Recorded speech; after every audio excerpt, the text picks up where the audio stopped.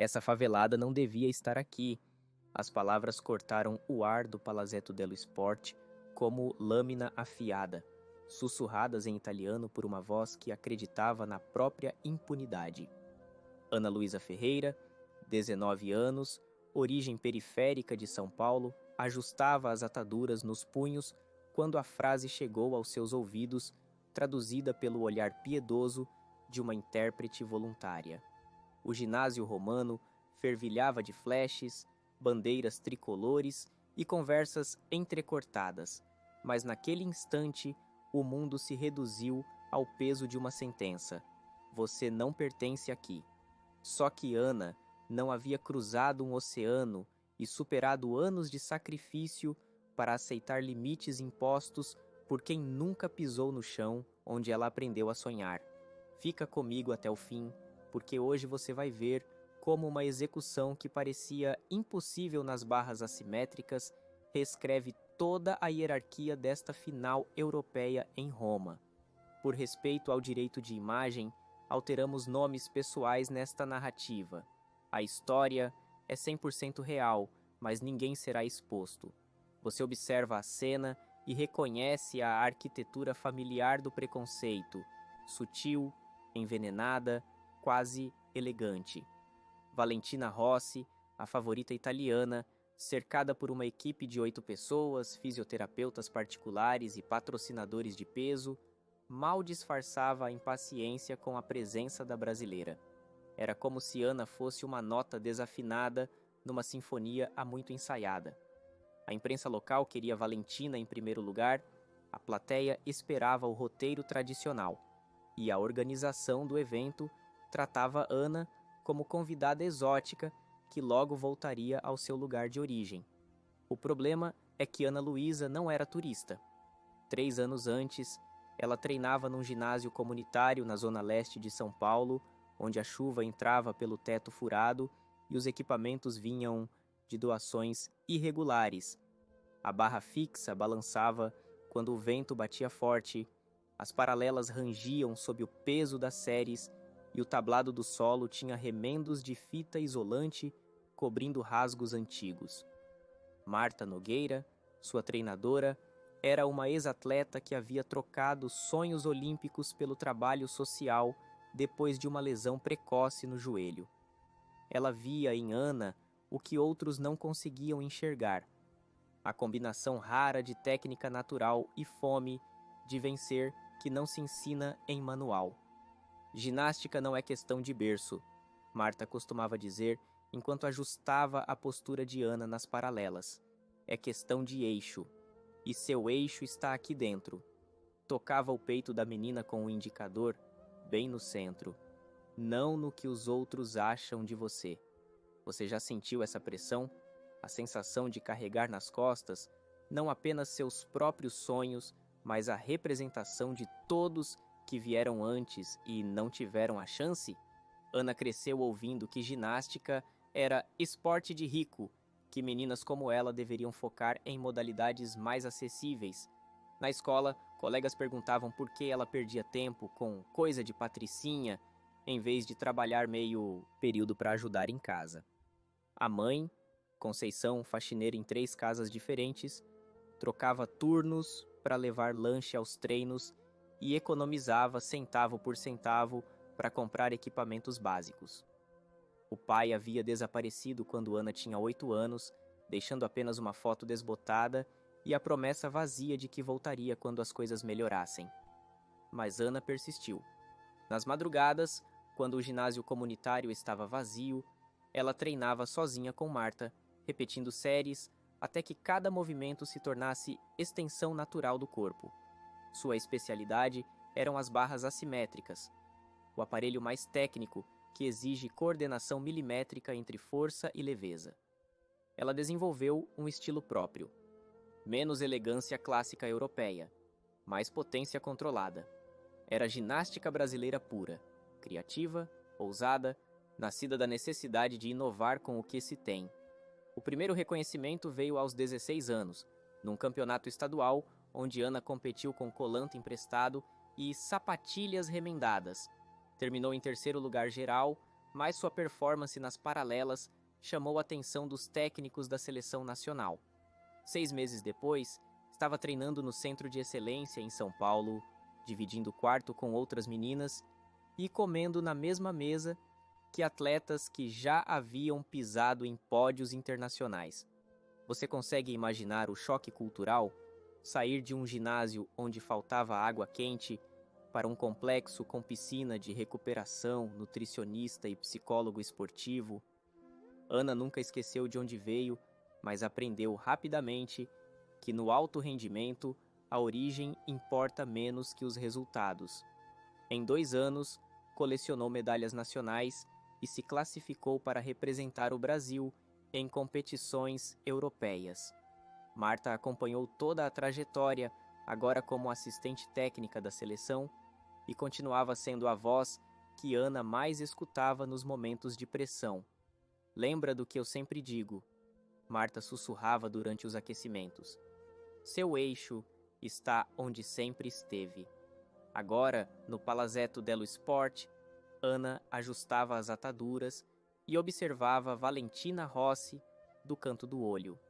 A italiana tinha 23 anos, 4 participações olímpicas, uma medalha de prata mundial e o apoio incondicional de toda uma nação. Treinava desde os 5 anos numa academia particular de Milão, tinha patrocínio de grandes marcas e era considerada a melhor ginasta europeia na especialidade de barras assimétricas. Sua técnica era cirúrgica, quase matemática na precisão. Durante os treinos oficiais, a diferença de estrutura se escancara. Valentina alternava sessões de alongamento com fisioterapia especializada, banhos de gelo e massagem de recuperação. Ana e Marta carregavam uma bolsa improvisada com gelo comum e fita kinesiológica contada. Nos corredores do ginásio, comentários velados flutuavam em italiano e inglês. Ela veio para aprender. É simpática, mas está fora da liga. Vai ser uma experiência interessante para ela. Um jornalista local, sorriso condescendente e tom doce, perguntou se Ana traria um toque de carnaval à sua apresentação. A pergunta veio embrulhada em simpatia, mas Ana reconheceu o veneno familiar, a redução de sua técnica a folclore, de sua presença à cor local. Vou trazer ginástica, respondeu Ana em inglês simples. Só ginástica. Você já teve que provar que é mais que o estereótipo que tentam colar em você? No aquecimento do segundo dia, Valentina parou perto de Ana enquanto ela testava a altura das barras. Observou em silêncio por alguns segundos, o suficiente para criar desconforto, e soltou uma frase que soou quase casual. Certos palcos foram feitos para quem sabe nascer neles. Não era xingamento explícito, não havia tom agressivo. Era algo pior, a naturalidade de quem acredita na própria superioridade como fato imutável da natureza. Ana engoliu seco, guardou a frase junto de tantas outras similares que havia colecionado ao longo da vida e se concentrou no que sabia fazer: ginástica. No fundo, agradeceu a Valentina por tornar as coisas claras. Não haveria cortesia falsa, não haveria fingimento de amizade. Seria exatamente o que sempre foi, ela contra o mundo que insistia em dizer que seu lugar era em outro lugar. A competição seria dividida em 4 aparelhos: salto sobre a mesa, barras assimétricas, trave de equilíbrio e solo. Ana sabia que sua melhor chance estava nas barras, onde havia desenvolvido uma sequência de alta dificuldade que incluía elementos raramente executados por ginastas de sua idade. Era uma aposta arriscada. Ou sairia perfeita e colocaria seu nome entre as melhores, ou um erro mínimo a mandaria para o final da classificação. Marta havia plantado a estratégia meses antes. Nas barras, você não vai tentar ser melhor que elas. Você vai ser você, e você é diferente de todas elas. A diferença estava nos detalhes. Ana havia incorporado elementos de força típicos da ginástica masculina, adaptados para o ritmo feminino. Tinha envergadura de braços ideal para transições amplas e havia desenvolvido uma coreografia que mesclava potência brasileira com técnica europeia. Era híbrida, como ela própria. No final da tarde de treinos, Ana se sentou sozinha nas arquibancadas vazias do palazzetto. O ginásio tinha cheiro de magnésio e expectativa, ecos de passos que ricocheteavam nas paredes altas. Ligou para a mãe pelo celular, ligação de poucos minutos porque os créditos internacionais eram caros. Como está sendo, filha? Difícil, mãe. Mas é ginástica, sempre foi difícil. Você lembra o que eu sempre digo? Ana sorriu. Que a força vem de onde a gente menos espera. Então, mostra para eles de onde vem a sua. Quando a competição começasse no dia seguinte, Ana saberia que carregava mais que medalhas em jogo. Carregava a representação de todas as meninas que treinavam em ginásios precários, de todas as famílias que trocavam o jantar por passagem de ônibus para treino, de todos que ouviram "isso não é para você" e decidiram provar o contrário. A primeira prova seria o solo. Ana havia preparado uma coreografia que começava com cordas discretas e evoluía para a percussão brasileira sutil, elegante, zero caricatura. Era a carta de apresentação perfeita, mostrar que podia jogar o jogo deles sem abrir mão de quem era. Quando saiu do ginásio naquela noite, Ana passou pela foto oficial das competidoras na entrada. 9 ginastas europeias, loiras ou morenas, dentro do padrão, uniformes de grandes marcas, poses estudadas. E ela, cabelo crespo preso num coque simples, colã nacional simples, sorriso que não pedia desculpas por estar ali. Na manhã seguinte, ela descobriria que pertencer a um lugar não é questão de nascimento, é questão de conquista. A primeira rotação começou com o solo, e Ana sabia que era sua chance de estabelecer o tom da competição. Você observa ela se posicionar no tablado, enquanto os alto-falantes anunciam seu nome com pronúncia italiana que transforma Luísa em algo irreconhecível. Na arquibancada, uma pequena seção de brasileiros agita bandeiras caseiras, vozes abafadas pela massa de torcedores locais que esperam confirmação do roteiro esperado. A música começa, cordas discretas que evoluem para a percussão brasileira sutil. Ana se move com a naturalidade de quem dança a própria história. O primeiro salto acrobático corta o ar limpo, a aterrissagem afunda firme no tablado. O segundo elemento, uma sequência de giros que ela havia aperfeiçoado em noites de treino solitário, flui como água corrente. O ginásio, que segundos antes fervilhava de conversas paralelas, se rende ao silêncio da surpresa. Você percebe a mudança no ar. A expressão de canto de olho de Valentina vira avaliação técnica genuína. O burburinho da plateia se transforma em atenção concentrada. A coreografia de Ana narra a infância de chão gasto, barras improvisadas, madrugadas de treino ao som de vizinhança que acorda cedo. Cada movimento carrega biografia, cada salto tem endereço e CEP. Quando a música termina, o aplauso vem sincero, não estrondoso, mas honesto. Ana cumprimenta os juízes e caminha para a lateral, onde Marta a espera com um olhar sereno que disfarça a ansiedade. A nota demora para aparecer no telão, segundos que ensinam a medir o tempo pelo batimento do próprio peito. Quando surge, é mais alta que qualquer expectativa, suficiente para colocar Ana na liderança provisória da primeira rotação. O comentário da TV italiana escapa pelos alto-falantes. Frescor inesperado da brasileira.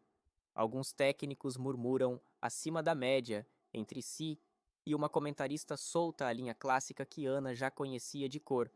Promissora, mas vamos ver nos aparelhos nobres. O subtexto era cristalino como vidro, aprovação provisória sujeita a cancelamento.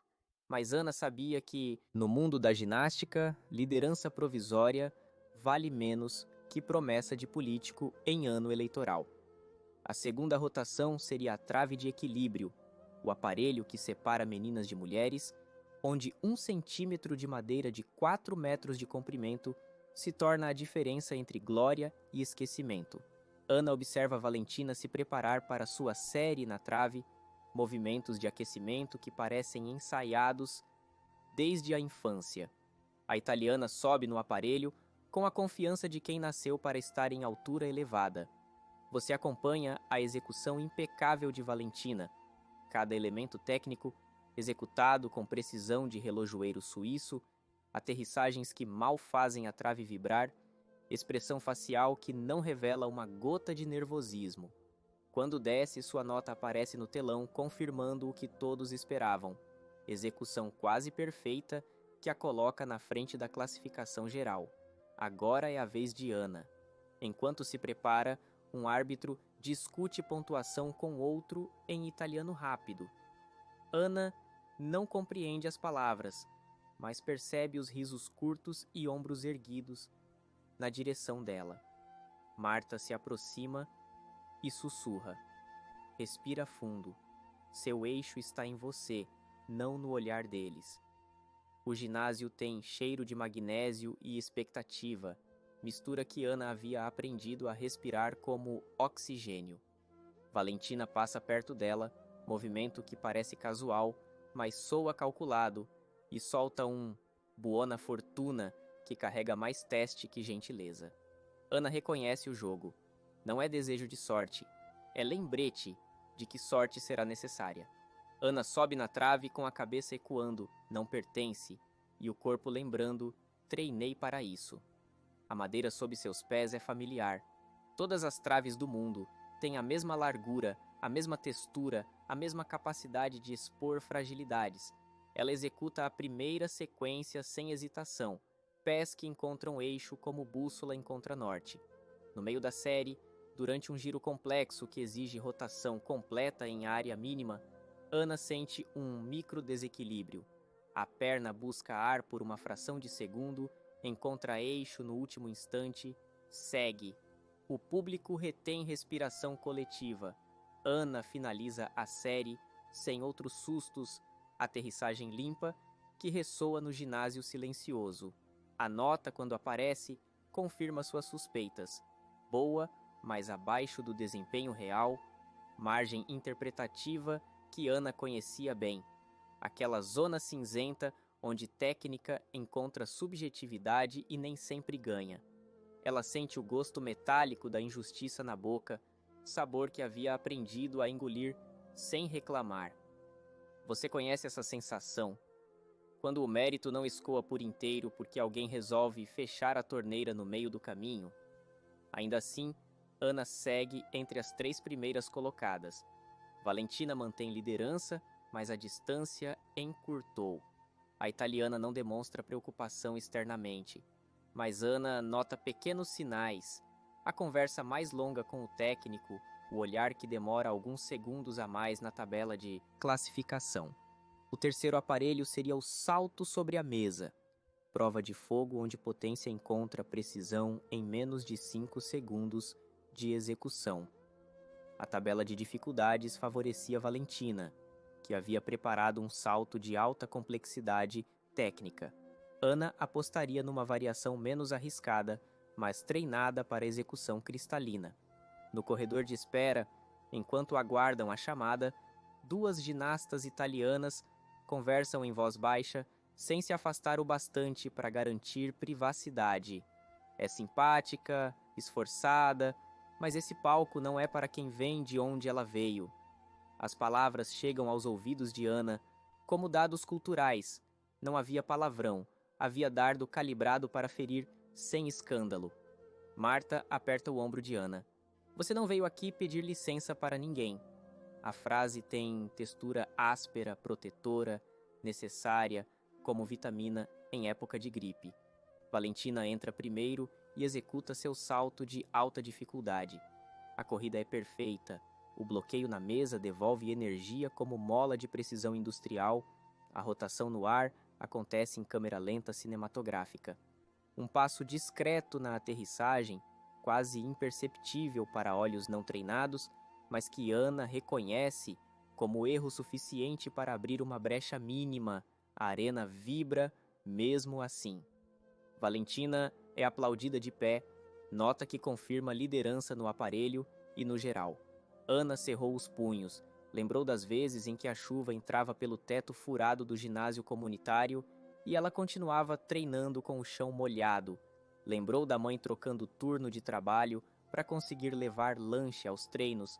Lembrou de cada olhar que havia dito não ao longo de sua vida. Quando seu nome ecoa pelo palazeto, o ar parece pesar como cobertor molhado. Ana corre. O bloqueio devolveu energia na medida exata. A rotação acontece limpa, alinhamento no centro, joelhos colados. A aterrissagem cola no chão como ímã. Silêncio por 2 segundos que parecem 2 horas. Depois, aplauso que não pede permissão ao costume local. A nota aparece no telão depois de uma eternidade. Não suficiente para ultrapassar Valentina, mas o bastante para manter Ana na briga pela medalha. O plano da transmissão corta para mostrar a favorita italiana, rosto que tenta ser neutralidade, mas revela a primeira rachadura na confiança absoluta. Falta apenas um aparelho, as barras assimétricas, a especialidade de Valentina, o aparelho onde ela havia construído reputação internacional. O momento em que Ana precisaria apresentar não apenas técnica, mas magia, aquela combinação rara de execução perfeita e carisma que transforma ginástica em arte. Você sabe qual é a diferença entre competir e lutar pela vida? Ana estava prestes a descobrir. Durante o intervalo de 15 minutos entre rotações, Ana se isola num canto dos bastidores. O barulho da arena chega abafado, mistura de vozes animadas e música de fundo que marca tempo entre provas. Ela fecha os olhos e mentaliza a série que havia treinado milhares de vezes. Cada transição, cada voo, cada elemento que compunha sua sequência nas barras. Marta se aproxima com 2 garrafas de água e expressão serena que não engana ninguém. Como você está? Com medo, Ana responde sem hesitar. Mas não é medo de errar. É medo de não conseguir mostrar tudo que eu sei fazer. Então mostra. Simples assim. Sem discurso motivacional, sem frase de efeito. Apenas o comando direto de quem conhece o potencial da atleta que treinou durante anos. Ana bebe água devagar, controlando a ansiedade que pulsa nas têmporas. Ao redor, outras ginastas fazem aquecimento final, algumas conversam com técnicos, outras se concentram em silêncio individual. A atmosfera é densa como o ar antes de tempestade. Quando retornam ao ginásio para a última rotação, Ana percebe que algo mudou na energia do público. A torcida italiana continua majoritária, mas há bolsões de curiosidade genuína espalhados pelas arquibancadas. Não é apoio declarado à brasileira, mas interesse legítimo em ver até onde ela pode chegar. Valentina se prepara para sua série nas barras com a mesma precisão ritual de sempre. Aquecimento metódico, teste de aderência nas barras, breve conversa com o técnico que termina com aceno de cabeça determinado. Quando seu nome é anunciado, o ginásio se levanta numa ovação antecipada. A série de Valentina começa impecável. Cada transição acontece no tempo certo, cada voo alcança a altura máxima, cada retomada às barras soa limpa como nota musical afinada. Ana observa da lateral, reconhecendo maestria técnica inquestionável. É como assistir a uma partitura executada sem erro por músico de conservatório. Mas no penúltimo elemento, um voo com giro duplo, que Valentina executava de olhos fechados, algo sai minimamente do sincronismo. Um ajuste imperceptível na pegada, uma rotação que demora fração de segundo a mais para se completar. Quando aterrissa após a saída, há um pequeno passo lateral que quebra a perfeição da execução. A nota, mesmo assim, é alta o suficiente para manter Valentina na liderança e estabelecer marca difícil de superar. Ana sabe que precisará da execução de sua vida. Na sequência dela, vai a tímida de uma ala ruidosa, se mistura com aplausos decididos de outra parte da arena. O ginásio está dividido, Mas Ana não está mais lutando apenas contra Valentina. Está lutando contra um sistema inteiro que insiste em dizer onde é seu lugar. Ela sobe as barras sob peso de expectativa que poderia esmagar ombros menos preparados. A primeira transição flui como rio que encontra leito natural. O primeiro voo acontece amplo, mais alto que no treino, tocando quase o teto do ginásio. A retomada à barra inferior é limpa. As mãos encontram madeira como se sempre soubessem onde ela estaria. Ana executa sua sequência de elementos de alta dificuldade, combinação que havia arriscado especificamente para essa competição. Cada movimento carrega anos de preparação, cada segundo representa centenas de horas de treino repetitivo que transformaram técnica em instinto. A saída é seu momento de maior risco. Duplo mortal com meio giro, elemento que poucos ginastas de sua idade ousam executar em competição internacional. Ana se lança das barras com convicção total, corpo que gira no ar, como se a gravidade fosse sugestão opcional. A aterrissagem é cravada, nem tremor, nem passo adicional. Apenas a solidez de quem chega onde sempre soube que pertencia. O ginásio explode, até mesmo parte da torcida italiana se rende ao aplauso genuíno. Ana cumprimenta juízes e caminha para a lateral, onde Marta a espera com um sorriso que vale mais que qualquer medalha. A nota demora para aparecer, segundos que se esticam como elásticos sob tensão. Quando finalmente surge no telão, Ana precisa ler 2 vezes para acreditar, suficiente para empatar tecnicamente com Valentina nas barras assimétricas. O comentário de bastidor pipoca pelos corredores. Sorte de principiante. Ana conhece essa palavra.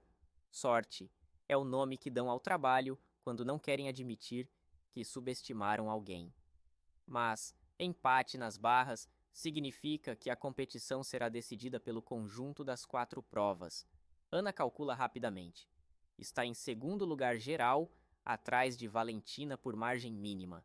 Uma medalha de prata que semanas antes parecia sonho impossível, agora se apresenta como realidade concreta.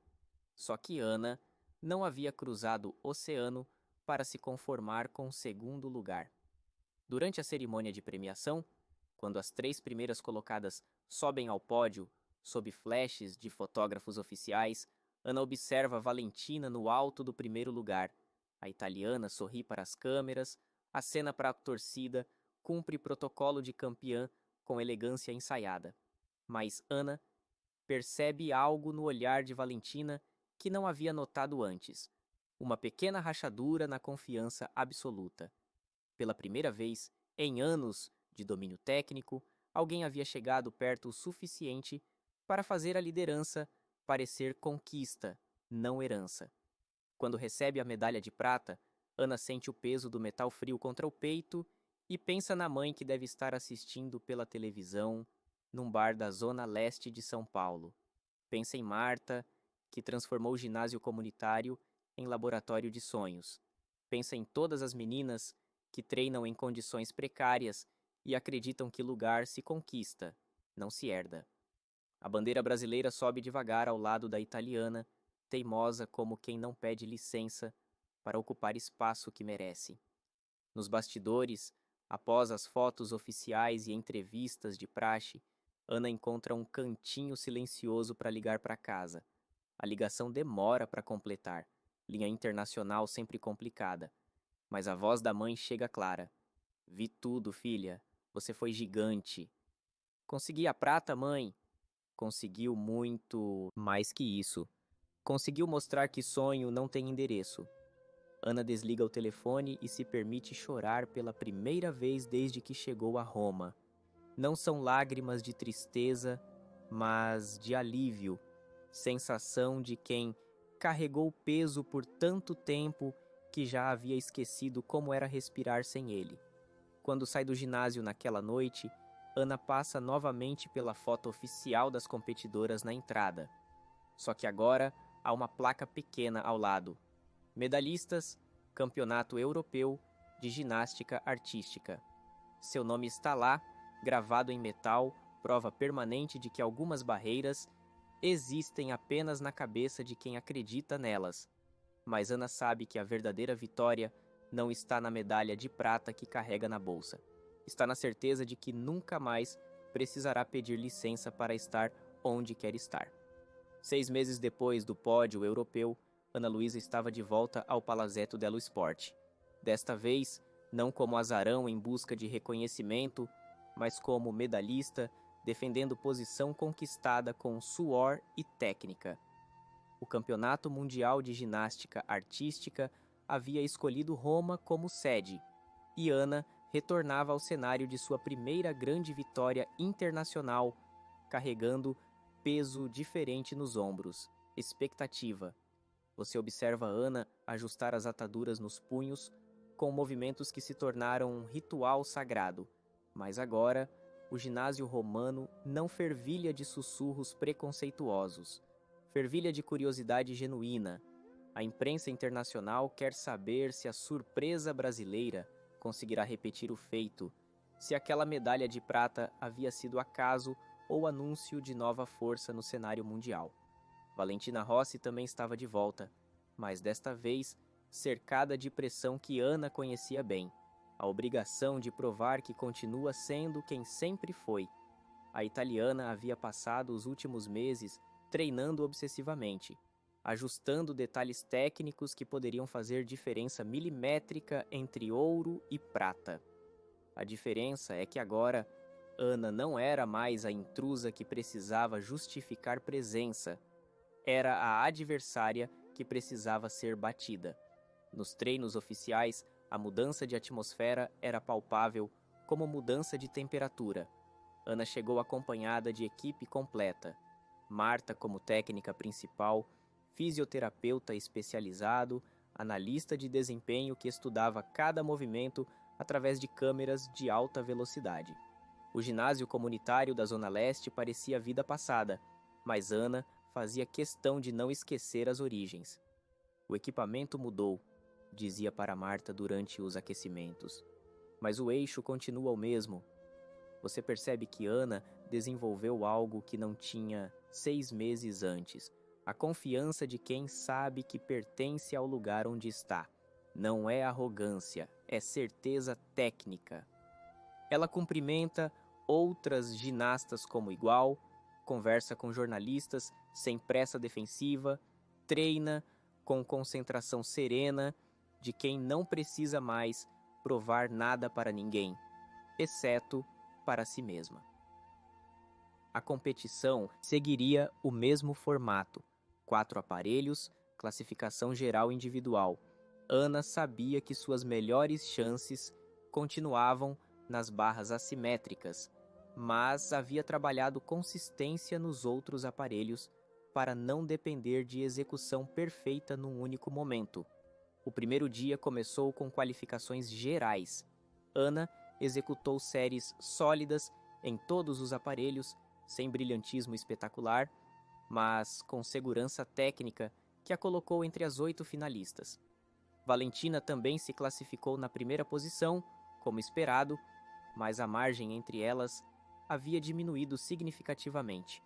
Na coletiva de imprensa, após as qualificações, uma jornalista italiana perguntou a Ana se ela sentia pressão por representar não apenas o Brasil, mas atletas de origem humilde no mundo todo. A pergunta veio carregada de boa intenção, mas Ana reconheceu a armadilha. Transformá-la em símbolo era uma forma de reduzir sua conquista individual a fenômeno sociológico. Represento a ginástica brasileira. Ana respondeu em inglês claro. E a ginástica brasileira representa excelência técnica. Só isso.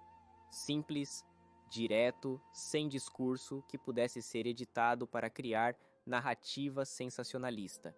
A final seria disputada 3 dias depois, tempo suficiente para que a pressão crescesse como panela de pressão esquecida no fogo.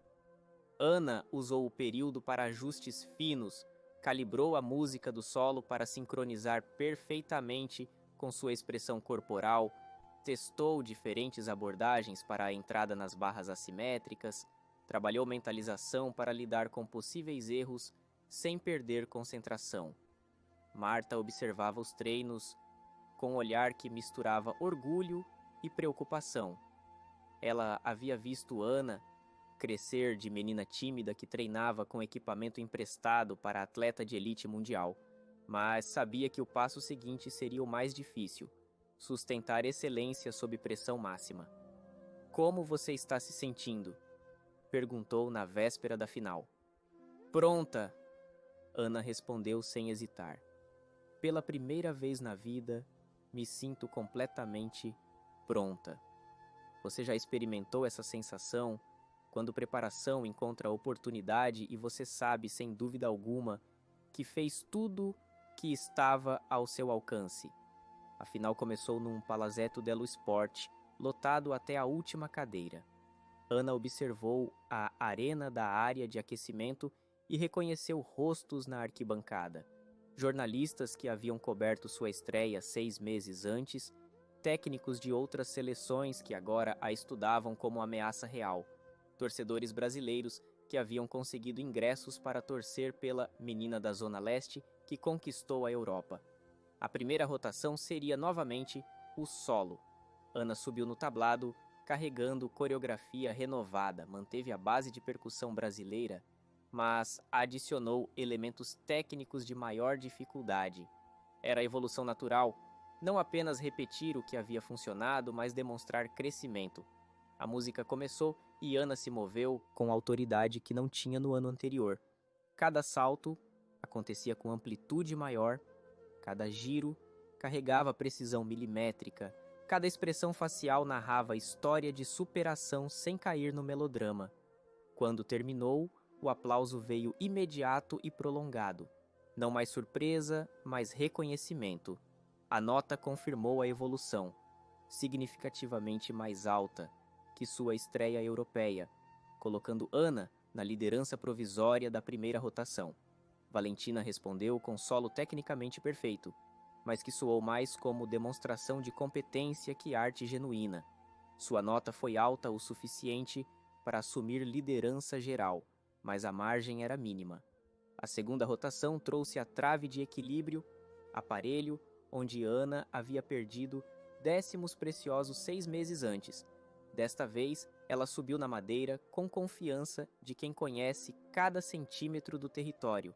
Executou série limpa, sem hesitações, aterrissagem que mal fez a trave vibrar.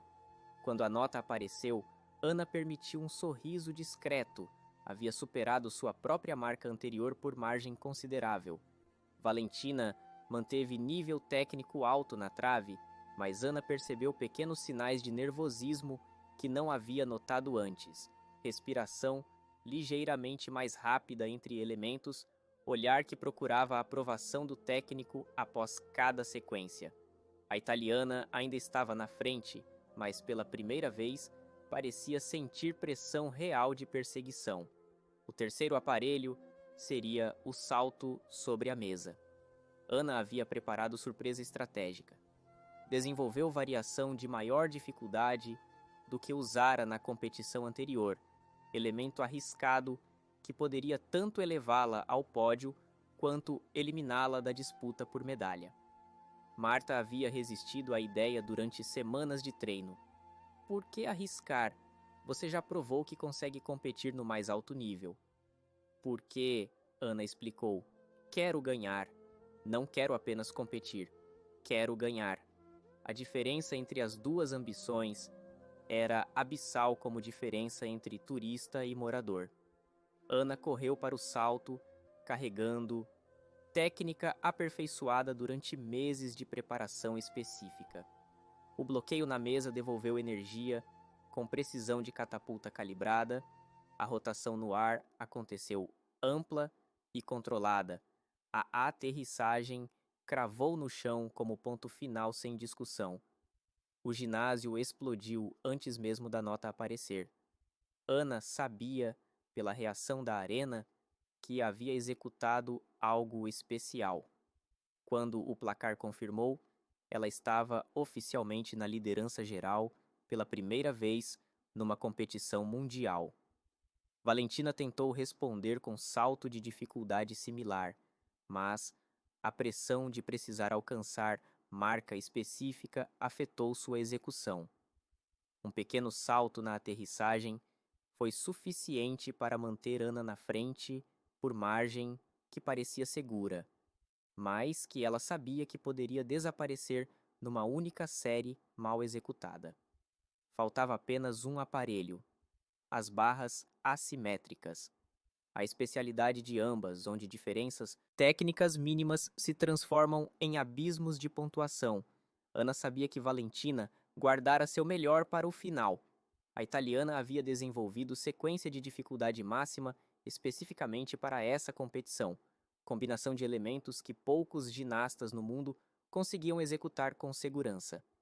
Durante os 15 minutos de intervalo entre rotações, Ana se isolou mentalmente, fechou os olhos e visualizou cada detalhe de sua série nas barras, o impulso inicial, cada transição, cada voo, a saída que havia treinado milhares de vezes até se tornar automática como respiração.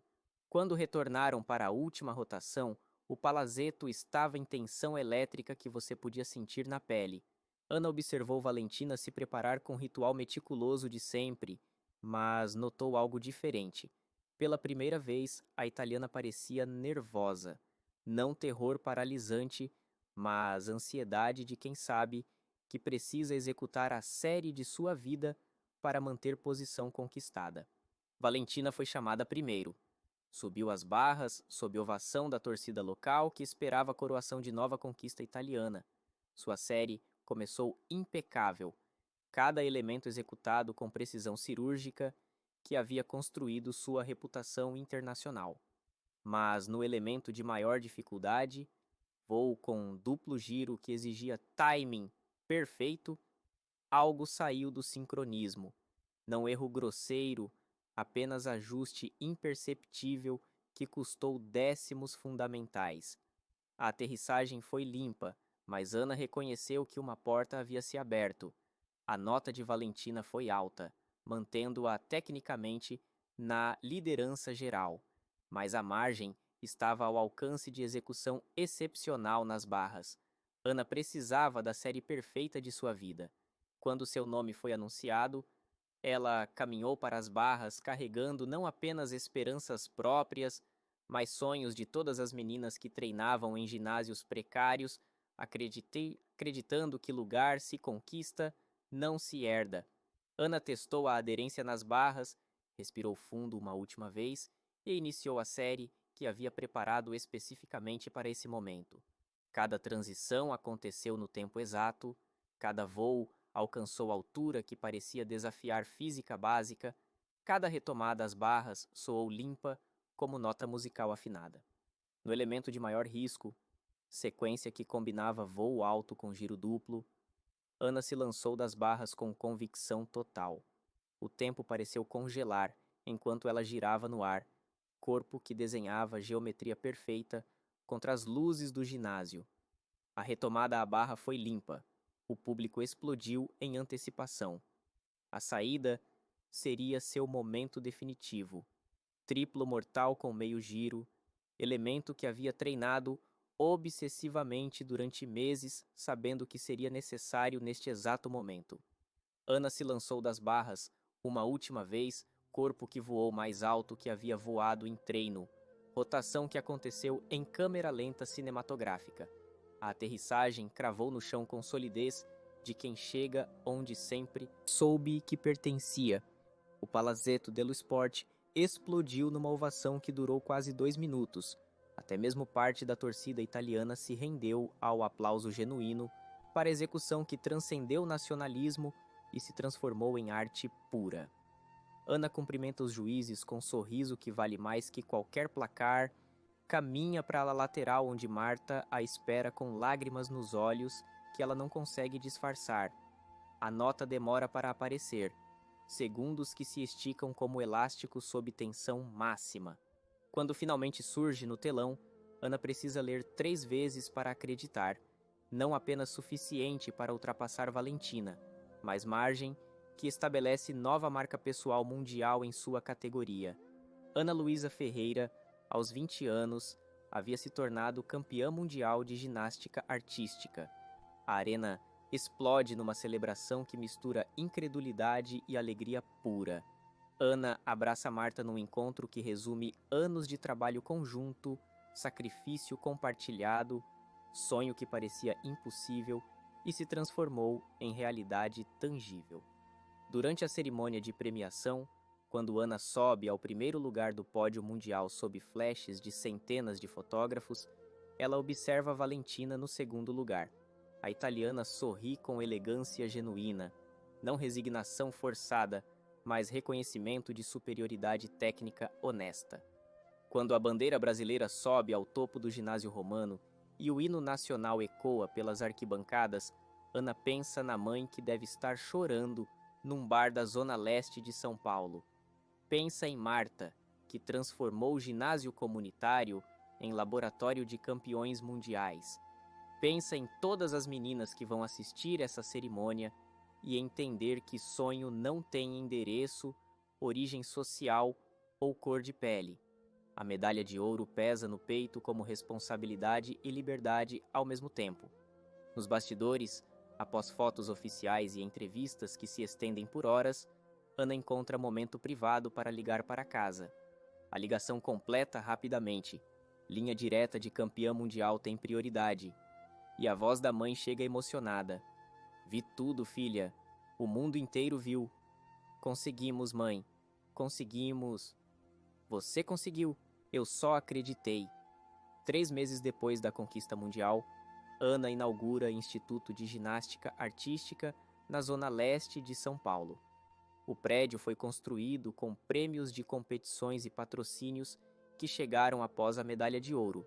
50 meninas de comunidades periféricas treinam com equipamentos profissionais, acompanhamento nutricional e psicológico, transporte garantido. Marta é a coordenadora técnica.